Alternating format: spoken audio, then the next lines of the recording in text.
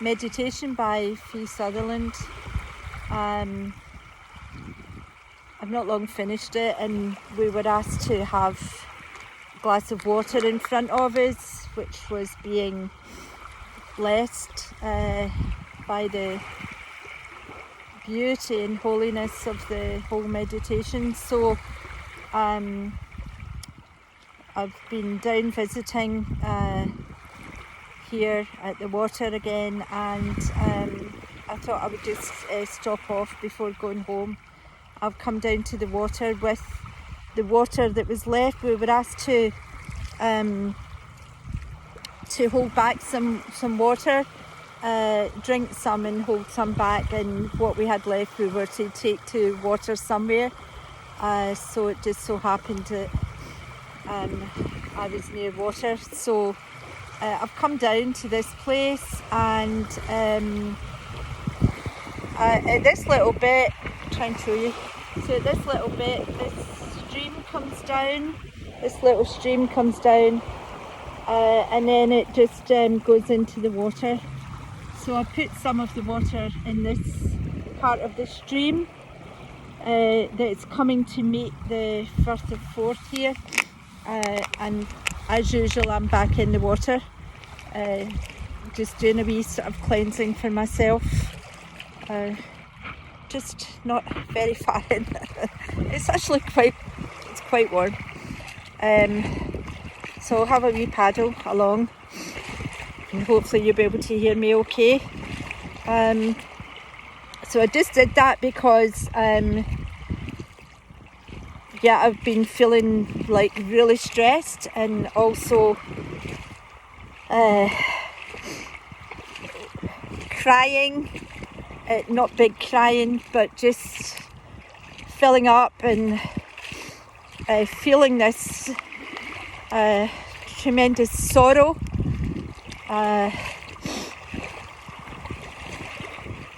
Probably just for what's going on in the world. And I went into a shopping centre yesterday and saw everybody walking about not speaking again with these masks on, because it's definitely a good way to shut us up, as I said in my other video that nobody looked at, interestingly enough. So I've been listening to a lot of YouTube stuff today. I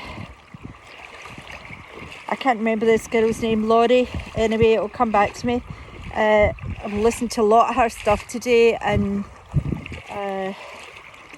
she's been talking about the enslavement and the sexual enslavement and stuff like that as well, of babies and children and what have you, and it's all about the energy that these people are holding. So I've been listening to that most of the day, and other stuff, and more importantly Dr. Christiane Northrup, who I've been following for years and years, and then and I get her videos and stuff like that, and then I just happened to go into one just a couple of weeks ago, only to discover that she's actually a warrior. So and she was talking about how we've been shut up,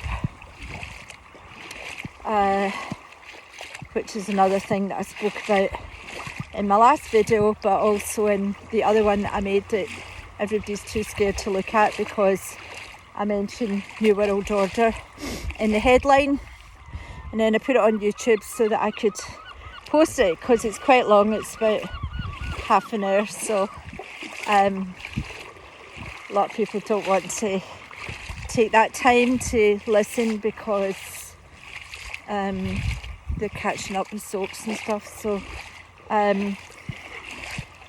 so been weepy. I was watching Schindler's List, and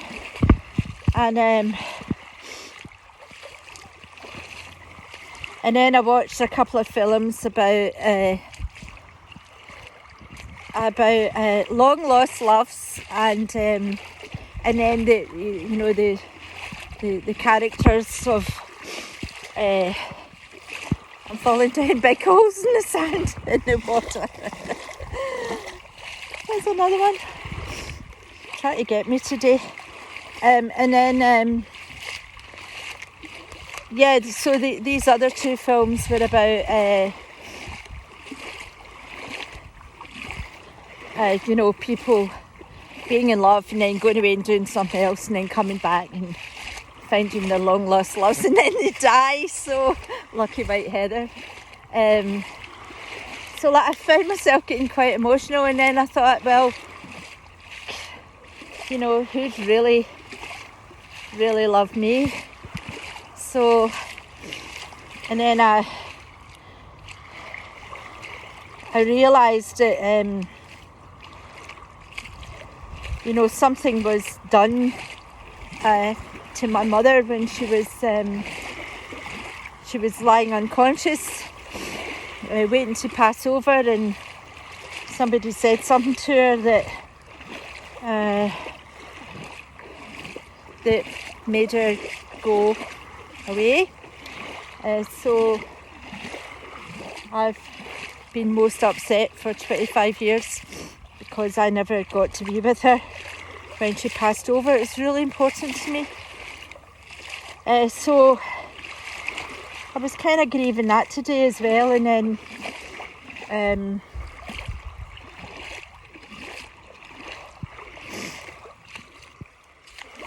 then really just about the kind of people that I've been with and people that I thought that I loved, and people I gave a lot of love to as well, but didn't seem to be reciprocated. So when my mother died, she was the last person really that I may have got that from, and she wasn't very tactile. But we had one of these relationships that we would, because of my immaturity and my addictions, I wouldn't want her to see I'd been drinking or whatever, so there was a lot of secrets, and a lot of times when one example and something that I'll probably never forget was being in her house one night, and then I didn't live with her, so I don't know where I was at that point. Probably living with that gorgeous man that punched my teeth out. Anyway, I had gone to see her, and then she went to bed, and I was, sleeping on the couch. But of course, I was just waiting for her to go to bed so that I could down this alcohol without her really seeing. And then she came back down, and she said, "Come on up and sleep in my big bed." And of course, my natural reaction was, "No, I'm fine here," and kind of cheeky like, because I wouldn't have been able to go up to that big bed because I had been drinking, and she would have smelt it because I'd been lying next to her. So it was one of the huge regrets in my life, and also one of the biggest disappointments in myself, because I never got to cuddle into my mother. There, I've said it. So, been kind of hashing that stuff today, and then I realised that when she died, with this thing that had happened, that I never got to be with her when she passed over, then that was the end of my family, because before her, my stepfather, who I really, really adored, I really loved him, he died. he took a stroke while she was in the hospital, and he died, and we brought her out for the funeral. And then my grandmother died, and she was he died in the January, and my grandmother died in the July, and we brought her out of the hospital to go to that funeral. And meanwhile, they had screwed up my mother's diagnosis and had been telling her for 2 years that she was a hypochondriac. And then the consultant got us together and put his hands up and said, "We're very sorry, we've missed it. But she's not got long to go." Really nice, you know. So my mother, so he said, "I think you'll need to go to the hospice now." And my mother said, "I'm not going to any hospice." Good for her. So she got to stay in the Western Infirmary, would you believe, for God knows how long, 9 months, a year or something, I don't know.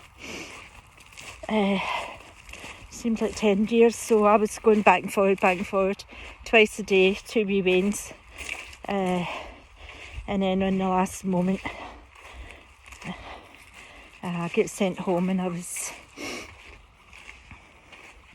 told to go home, and I stupidly went home. And then when I come back, she'd been asked to leave, so she did. So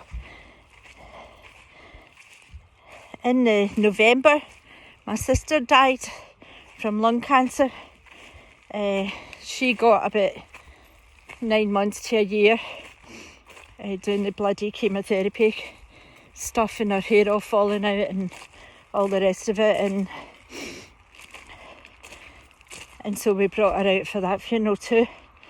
And then on the January, she died, or she went away.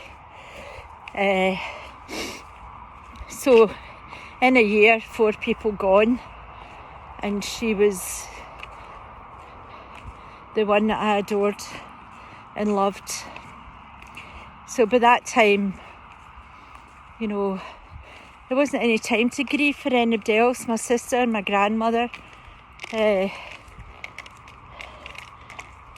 Jim, my stepdad, and then her. And then I had 2 kids, so I had to start looking after the 2 kids, because